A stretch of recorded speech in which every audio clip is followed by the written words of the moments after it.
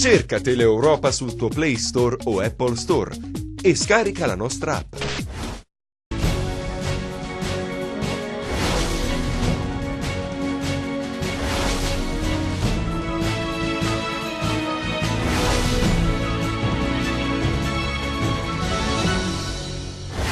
Duro botta e risposta tra il sindaco di Cosenza e il vescovo Monsignor Nolè, oggetto del contendere l'istituzione nel centro storico di un'area ZTL, il presule spostiamo la curia, Occhiuto e l'egoismo di pochi.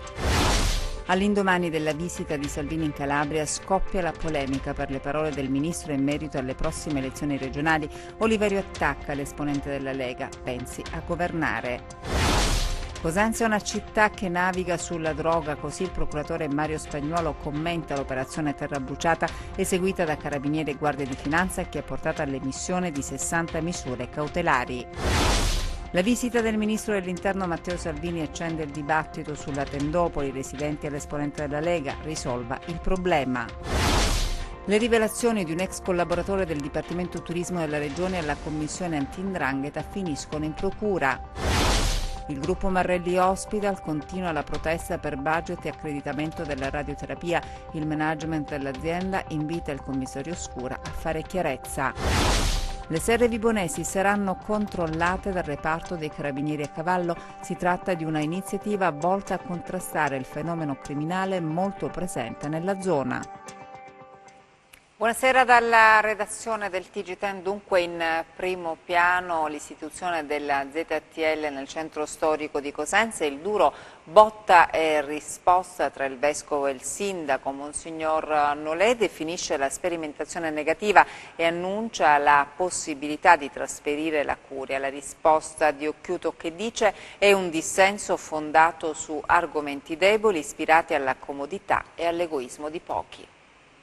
Dopo commercianti e residenti, anche la Curia prende posizione sulla decisione del Comune di istituire la ZTL nel centro storico di Cosenza. Il vescovo Nolè la ritiene una sperimentazione negativa e annuncia la possibilità di un trasferimento degli uffici e della sede della Curia, ma il sindaco Occhiuto risponde a stretto giro di posta alle parole del presule. Insomma, un botta e risposta anche dai toni duri. Iniziamo dalle parole di Nolè, il quale sottolinea che il paventato trasferimento della sede dei colloqui con il vescovo non è e non vuole essere una minaccia o un'indebita pressione su provvedimenti amministrativi del Comune, ma una necessità e un dovere da parte delle autorità ecclesiastiche di ripristinare il libero accesso di tutti i fedeli della diocesi, compresi i preti e i religiosi, agli uffici della Curia. Nolè parla poi della preparazione all'evento dell'8° centenario della consacrazione della cattedrale nel 2022. Ebbene, secondo il vescovo, con la ZTL organizzare incontri, comitati, festeggiamenti, riunioni con personaggi del mondo ecclesiastico, della cultura e semplici fedeli diventerebbe molto difficile, con il rischio di incorrere in multe e disagi di ogni genere. Il centro storico è bello, dice Monsignor Nolè, non solo perché ci sono monumenti e palazzi storici, ma perché è vissuto e abbellito da relazioni umane. Come dicevamo, non si è fatta attendere la replica del sindaco Occhiuto, che esprime delusione per le parole di Nolè. Il sindaco ribadisce i motivi delle sue scelte, ispirate, dice, ai principi di sostenibilità ambientale e qualità della vita, sostenuti dalla scienza sanitaria, dalle più moderne dottrine urbanistiche, ma anche, sottolinea ancora Occhiuto, citando l'enciclica Verde Laudato Si di Papa Bergoglio, dai nostri alti principi cattolici. L'istituzione della ZTL nel centro storico, aggiunge, non è una scelta estemporanea, per questo si dice deluso dalle parole del vescovo, un dissenso, sottolinea Occhiuto, fondato su argomenti deboli, ispirati alla comodità e all'egoismo di pochi. Ad ogni modo, aggiunge il primo cittadino, né residenti né lavoratori saranno limitati all'ordinanza, i quali avranno, insieme a tutti i portatori di disabilità, a prescindere dalla residenza, garantito il loro diritto al transito. Per i non autorizzati è invece prevista una grande area parcheggio Amaco in zona Lungocrati. La scelta amministrativa, scrive ancora Occhiuto, è stata ponderata ed elaborata nella sua complessità. La Curia Cosentina, prosegue il sindaco, avrà i suoi mezzi autorizzati e giammai la ZTL interferirà con le attività istituzionali delle sue risorse umane. Per questo, per Occhiuto, risulta incomprensibile il paventato spostamento della sede episcopale. All'indomani della visita di Salvini in Calabria scoppia la polemica per le parole del ministro in merito alle prossime elezioni regionali. Oliverio attacca l'esponente della Lega e dice pensi a governare.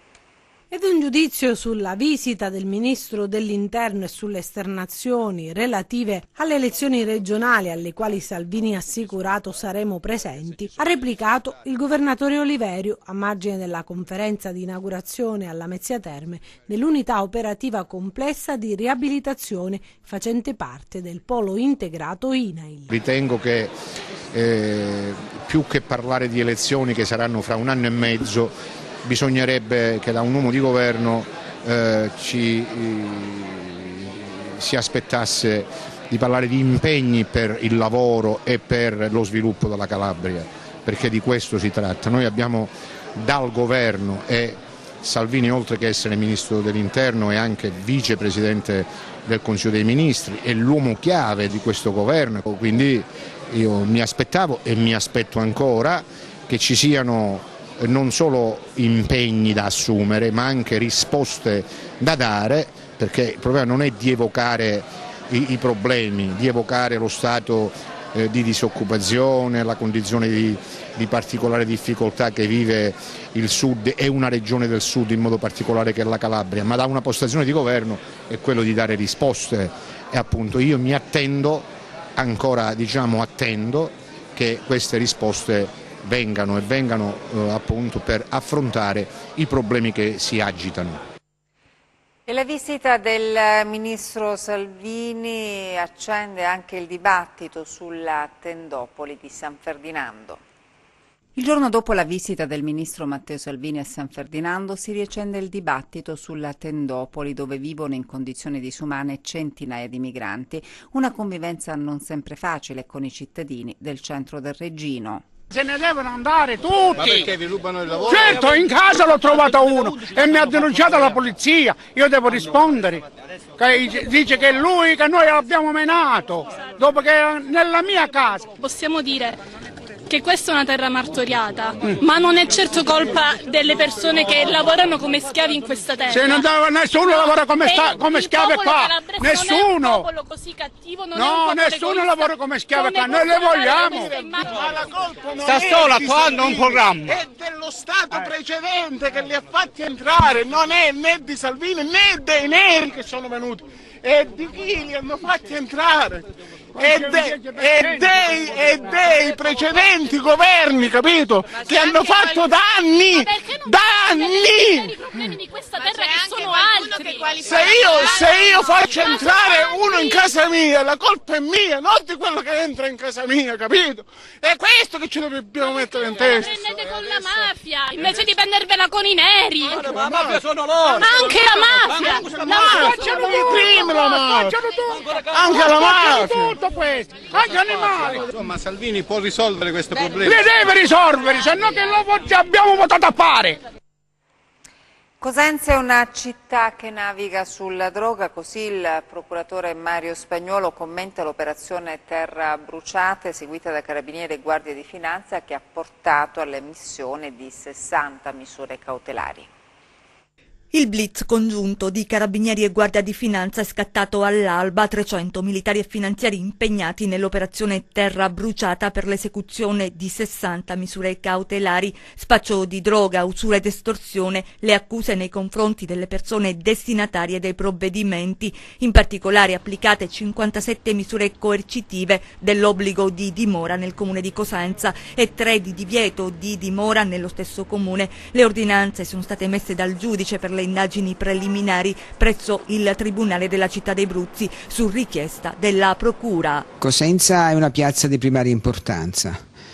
Cosenza naviga sulla droga, Cosenza è caratterizzata da un'attività di cessione di tutti i tipi di sostanze stupefacenti. Si va dalla droga cosiddetta leggera alla cocaina, alla eroina che è ritornata prepotentemente in auge, alle droghe sintetiche che stanno prendendo piede. V'è da dire che anche l'età sia media sia dell'assuntore che del piccolo spacciatore si abbassa notevolmente fino ad arrivare anche a minorenni. Tutto questo è fonte di gravissima preoccupazione. Noi non intendiamo sottovalutare questo tipo di problema, qualcun altro probabilmente ritiene doverlo fare, ma io ritengo che sia un gravissimo pericolo per la sanità e per la incolumità dei nostri giovani. L'operazione ha interessato anche la provincia di Vibo Valentia, sequestrati agli indagati anche beni mobili e immobili per un totale di 50.000 euro. Secondo gli inquirenti le somme sarebbero provento dell'attività illecita. Si tratta di un'organizzazione dedita al business della droga? Assolutamente no, questa è una azione fatta sul territorio, colpisce, come dicevo prima, i pusher, cioè l'ultimo anello della catena. Le organizzazioni sono di competenza della distrettuale, ripeto, noi stiamo fornendo il nostro contributo alla procura distrettuale e lavoriamo in sinergia per la risoluzione di questo tipo di problema. Finiscono in procura le rivelazioni di un ex collaboratore del Dipartimento Turismo della Regione, rivelazioni fatte alla Commissione Anti-'Ndrangheta. L'indice è puntato contro il Dipartimento Turismo della Regione Calabria in Commissione Anti-'Ndrangheta a Reggio. A parlare Marco Borgese, ex collaboratore della struttura regionale. Una lunga audizione, la sua un racconto dettagliato, fatti, documenti, circostanze che valicheranno le stanze dell'astronave Regina. E lo stesso presidente della Commissione, Arturo Bova, a parlare di gravissime notizie di reato. Insomma, un fascicolo che approderà in procura a Catanzaro. Le dichiarazioni del dottor Borgese saranno trasmesse non solo ai presidenti di Consiglio e al Presidente della Giunta e al consigliere delegato per il turismo, ma saranno trasmesse alla Procura della Repubblica immediatamente, il tempo di avere la trascrizione del verbale odierno, e provvederemo ovviamente anche ad audire. Abbiamo già fissato con gli altri consiglieri la data se non sbaglio, la data del 20 di questo mese, per sentire poi il direttore generale, i funzionari, le persone che sono state chiamate in causa per presunte ma gravissime violazioni. Saranno trasmesse alla Procura di Catanzaro, che procura competente territorialmente, e anche accogliendo l'accorato appello che ha fatto il dottor Borgese, dire vi prego, anche perché incredibilmente ha detto: se io dovessi sporgere una denuncia non ho paura di denunciare, anche perché il dottor Borgese è vittima di usura e di estorsione. Voglio ricordare che il papà pure di Borgese è persona che in passato fece arrestare anche persone di spicco nell''Ndrangheta calabrese. È chiaro che di fronte a queste cose non si può certo tacere. E adesso la sanità, con il gruppo Marrelli Hospital che continua la protesta per budget e accreditamento della radioterapia. Il management dell'azienda invita il commissario Scura a fare chiarezza. La replica è immediata: incontrerò i vertici dell'ASP di Crotone per negoziare le nuove assunzioni, ha detto Scura, e farò una verifica anche sulle affermazioni di Marrelli che riguardano l'acquisto delle prestazioni. Sentiamo Anna Franchino. Ieri l'occupazione simbolica di Palazzo Alemanni per chiedere chiarimenti a Massimo Scura, poi i dipendenti del Marrelli Hospital hanno lasciato il presidio decidendo di attuare la protesta al di fuori degli uffici che ospitano il commissario alla sanità calabrese a Catanzaro. Chiedono chiarimenti sulla situazione che riguarda non solo i budget relativi al 2018 ma anche l'accreditamento per la radioterapia, un rimpallo di responsabilità fra il commissario e l'ASP di Crotone che penalizza i pazienti bisognosi di cura. Scura afferma di non dover riconoscere le prestazioni erogate per la radiologia perché l'ASP ha affermato di non averne bisogno. L'ASP afferma in separata sede che effettivamente le liste d'attesa si sono ridotte a 40 giorni, che poi non è assolutamente vero, grazie all'attività del Marrelli Hospital. Fatto sta che in questo momento noi stiamo facendo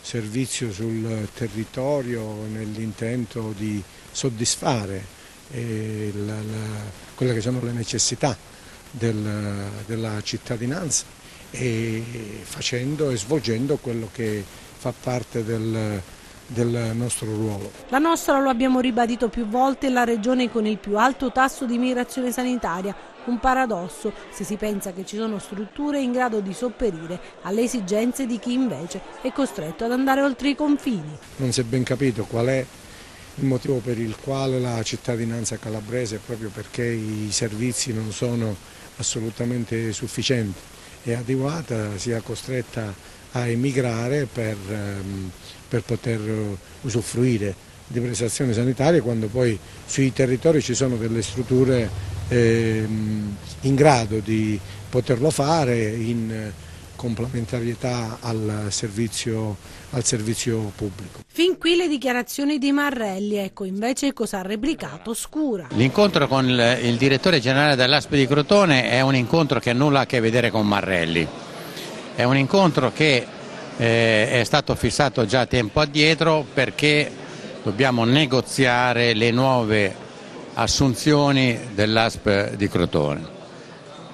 Dal momento che siamo lì faremo una semplicissima verifica tra di noi, cioè tra il direttore generale e il sottoscritto, in merito a certe affermazioni che sono state fatte dal dottor Marrelli in base a promesse che sarebbero state fatte all'inizio dell'anno sull'acquisto di prestazioni che secondo Marrelli non sono state acquistate. Non c'è nulla di vero in tutto ciò, anche perché il direttore generale non può comprare prestazioni se non per i limiti massimi di finanziamento definiti dalla struttura commissariale.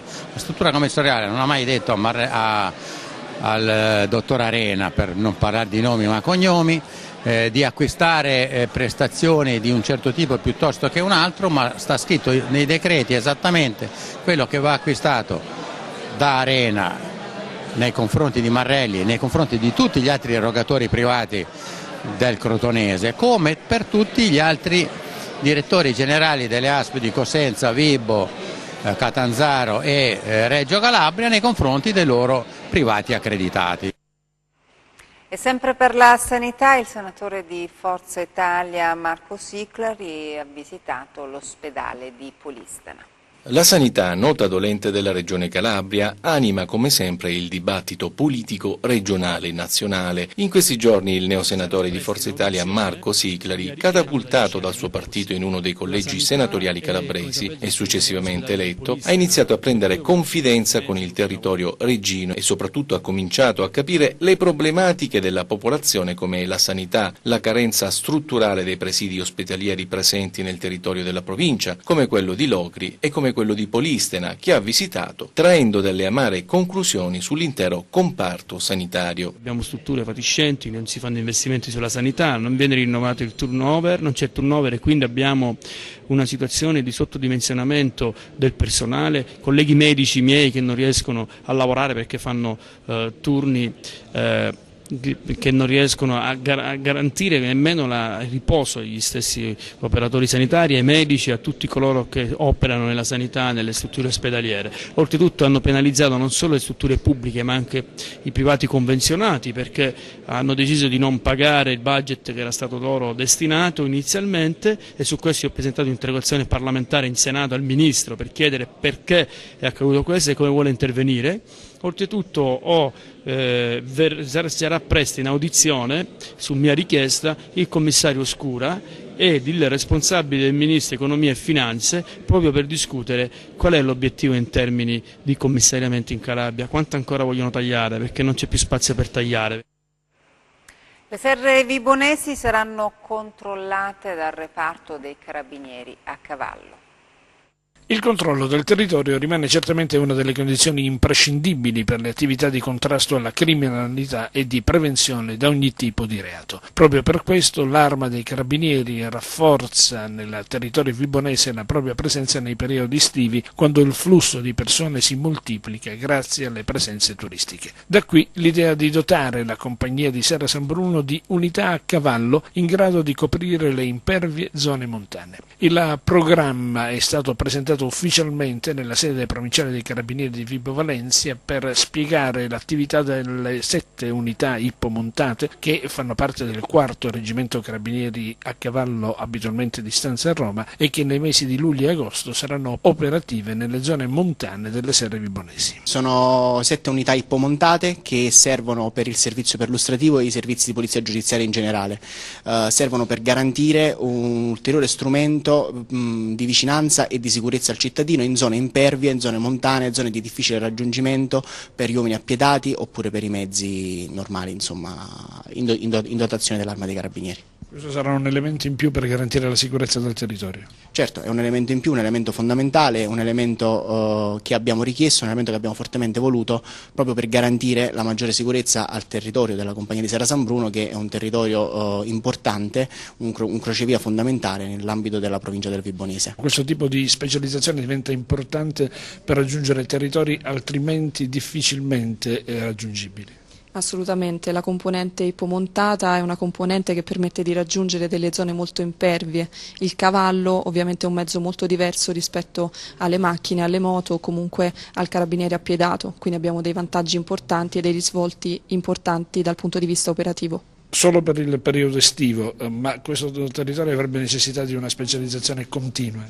Assolutamente, ci stiamo lavorando e ci impegneremo per essere presenti sul territorio il più possibile. E adesso i nostri 100 secondi di cronaca.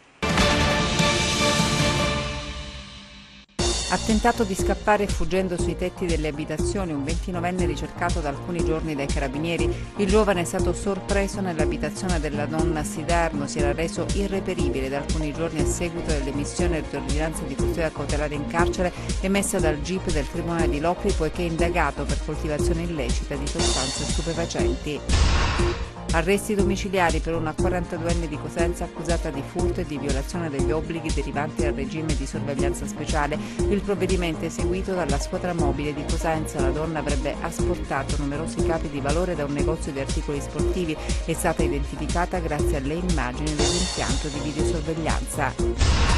I carabinieri forestali delle stazioni dell'Alto Ionio Cosentino hanno dato esecuzione ad un decreto di sequestro probatorio riguardante una vasta superficie di bosco ricadente nei comuni di Albidone e di Amendolara. Con 39 distinti sequestri, il vincolo giudiziario è stato apposto a circa 210 ettari di pinete dell'Alto Ionio interessate dai roghi dolosi dell'estate 2017 e su cui sono in corso indagini mirate ad individuarne gli autori. Occultano coca sotto le tegole, coniugi in manette nel Catanzarese. Nel corso di una perquisizione a casa dei due a Centrache, i carabinieri hanno rinvenuto 25 grammi di cocaina, un bilancino di precisione e appunti in cui venivano annotate le cessioni di droga. La coppia è finita ai domiciliari. Le carcasse di 7 squaletti dalla lunghezza di circa 70 cm sono state ritrovate questa mattina spiaggiate a Marina di Strongoli. A scoprire la loro presenza sull'arenile sono stati alcuni bagnanti che hanno allertato la Capitaneria di Porto di Crotone. Adesso la rassegna Sere d'estate a Villa Rendano con lo spettacolo dedicato a Totonno Chiappetta. A Cosenza il secondo appuntamento con le Sere d'estate a Villa Rendano è stato dedicato al teatro di tradizione, con uno spettacolo particolarmente intenso dedicato a Totonno Chiappetta, dal titolo Giù fai il mare di Antonello Antonante. Gli interpreti sono Maurizio Stammati e Dilva Foddai, musiche di Ambrogio Sparagna. Questa sera è il teatro dei girovaghi, quindi che abbraccia più tecniche di rappresentazione, cioè il teatro dell'attore, c'è il teatro musicale, il teatro di figura, ed è rappresentativo proprio dei guitti in sostanza. Ecco, anche la rappresentazione di questo giufà, che poi sarebbe il jugale cosentino trasportato in tutta la fascia del Mediterraneo, e abbiamo voluto in questa occasione, con una produzione prettamente cosentina di un teatro ormai tradizionale, cioè il Teatro dell'Acquario, ricordare anche un grosso guitto, nel senso eccelso del termine, che era l'attore Totonno Chiappetta, l'indimenticato Totonno. Giufà, dove vivisti, dove nascisti? Nasco ogni giorno in un luogo diverso. Nasco tutte le volte che a qualcuno viene in mente di raccontare una storia. E lì mi fermo ad abitare. Io abito la memoria. Adesso le previsioni del tempo.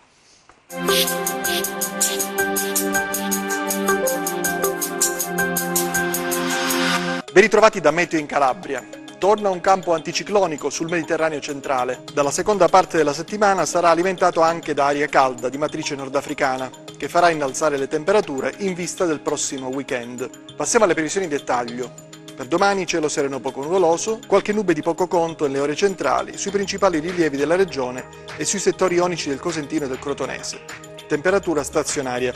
Passiamo al comportamento di mari e venti. Domani mari ovunque poco mossi, venti dai quadranti occidentali sul Tirreno, meridionali sullo Ionio. Prima di salutarci vi ricordo il nostro sito web www.meteoincalabria.it e la nostra pagina Facebook Meteo in Calabria. Per oggi è tutto, grazie per la cortese attenzione. Appuntamento a domani. Grazie per aver seguito il nostro TG, buon proseguimento.